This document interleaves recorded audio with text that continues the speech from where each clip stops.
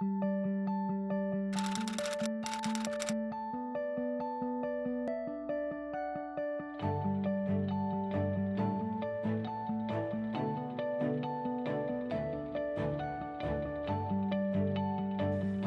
in northern rocky lakes usually have more rock structure than weeds to feed around.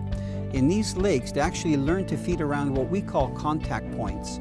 These could be points of land that extend out into the water, could be a reef that comes up, a shoal, or even an island shoreline. The only tricky thing is finding out when the walleye move into these contact points to actually feed. It could be early or late in the day, or if you have nice winds and a little bit of chop on the water and overcast sky, they could be feeding there all day long. You can use a variety of techniques to fish around these contact points, but I find that to get some of the aggressive walleye, if you cast and retrieve a lure that dives down to about 10 feet, it's a very effective way to catch them. One of my favorite is using a shad body, and it's part of the Scatter Wrap series, and it's in a live color.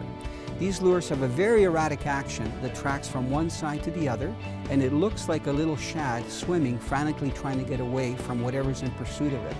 I normally make long casts right into the shallow water of the contact points by casting into 1 or 2 feet of water and then working the crankbait so that it comes right back to the boat as deep as 10 feet of water.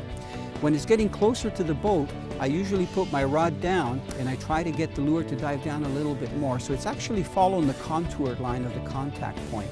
So I fan cast all around these contact points, and then I'll also make some lateral casts right along the break, and sometimes even out in deeper water to try to intercept those walleyes that are just moving in or just moving off to their next contact point.